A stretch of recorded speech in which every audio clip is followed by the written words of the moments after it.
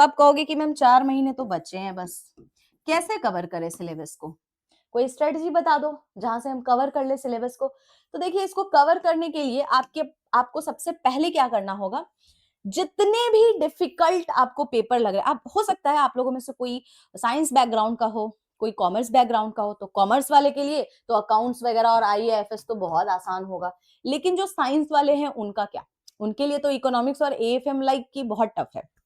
अब आपको क्या करना है, it's a very subjective question, आप अपने हिसाब से देख सकते हो, हम इसको ऑब्जेक्टिफाई तो नहीं कर सकते। तो हर एक बैंकर्स का एक टफ सब्जेक्ट होगा जो उनको बिल्कुल भी समझ में नहीं आता होगा, बहुत डिफिकल्ट लगता होगा। तो आपको सबसे पहले उसी डिफिकल्ट पेपर को उठाना है। तो आप जब जनवरी, क्योंकि अब दिसंबर खत्म ही हो गया, तो जनवरी में जब आप एग्जाम्स की प्रिपरेशन करो तो सबसे पहले आप ये फिगर आउट करो कि आपके लिए कौन सा पेपर सबसे ज्यादा टफ है। मान लो आपके लिए आईएएफएस बहुत ज्यादा टफ है।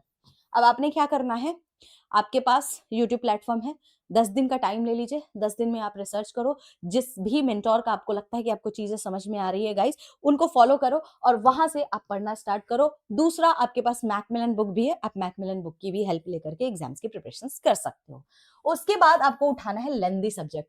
तो गाइज जैब में आपका एक ही लेंदी सब्जेक्ट है जिसका नाम है पीपीबी। मान लो पूरा जनवरी आपने ले लिया डिफिकल्ट पेपर के लिए, तो आपको फरवरी में क्या करना है, फटाफट से अपने लेंदी पेपर को उठाना है, पीपीबी को उठाना है और उसको कंप्लीट करना है। गाइस लेंदी का ये मतलब नहीं होता है कि वो टफ है।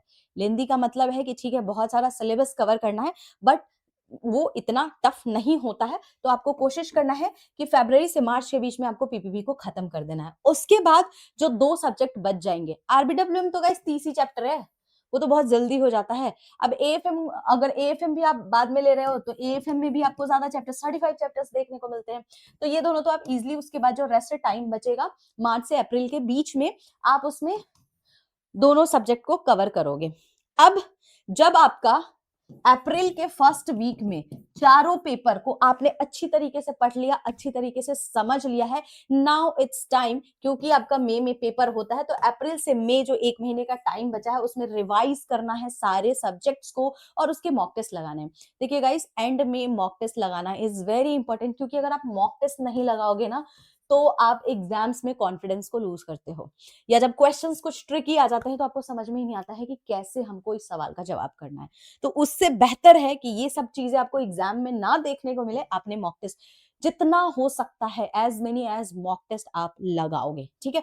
तो इस तरीके से आपकी स्ट्रेटजी होनी चाहिए। अगर आप जनवरी में एग्जाम्स की प्रिपरेशन कर रहे हो तो जनवरी से अप्रैल तक आपको सारी चीजों को फिनिश कर लेना है गाइस।